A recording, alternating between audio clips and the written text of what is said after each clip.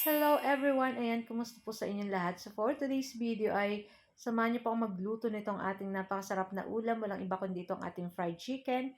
And syempre meron po yung kapartner na ginataang papaya. Na ang lawak po ng ating ginataang papaya ay yung ating natirang daing na tuyo. Ayan, so nagpainit lang po tayo nitong ating kawali or ng ating pot.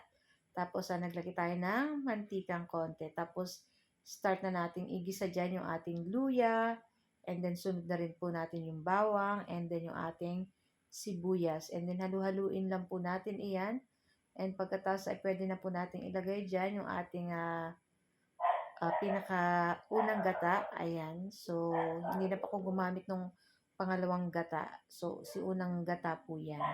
Tapos, mamaya, may natira pa ako nung last na nagluto ako. May gata pa akong konti. So, mamaya, yun ang ilalagay ko para lalong maglapot at para mas masarap. So, yun na nga, at tinimplahan na po natin yan ng pamintang durog kasi may alat po yung ating daing na tuyo, kaya titikman natin mamaya kung kailangan pa magdagdag kasi baka mapaalat po gawa ng yung tuyo po ay dati ng maalat. So, yun na nga, at nilagay na rin natin dyan yung ating papaya na slice lang po natin ng ganyan, maninipis. So, 2 piraso lang po yun na katamtaman lang na laki. Ayan. Tapos, yan. Hintayin lang po natin maluto yung ating papaya dyan. So, ngayon ito po ay hindi pa siya masyadong luto. So, pwede na natin ilagay dyan yung ating gata pa na natira. Ayan. Sayang naman. So, pampasarap pa po yan at para maglapot lalo yung ating gata dito. So, pig frozen ko lang yan, guys. Tapos, ayan na nga. Hintayin lang natin ng mga ilang minuto pa.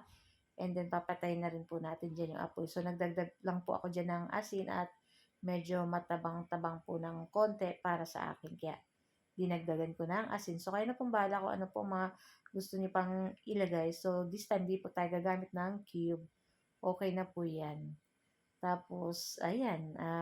After nito, guys, pakaluto ng ating ginataang papaya, ay magpapainit naman tayo nitong ating pot at lalagyan na natin yan ng mantika at pag mainit na yung mantika, ay pwede na natin dyan iprito yung ating manok. So, yung ating manok, syempre, binabad natin sa kalamansi, paminta, patis, bawang.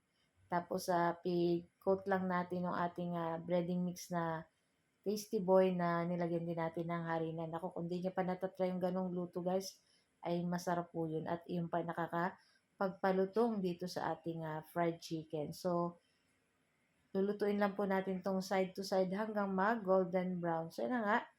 At pwede na po natin yan hanguin. At okay na, guys. So, ito na yung ating ulam for today's video. Itong ating ginataang papaya with fried chicken.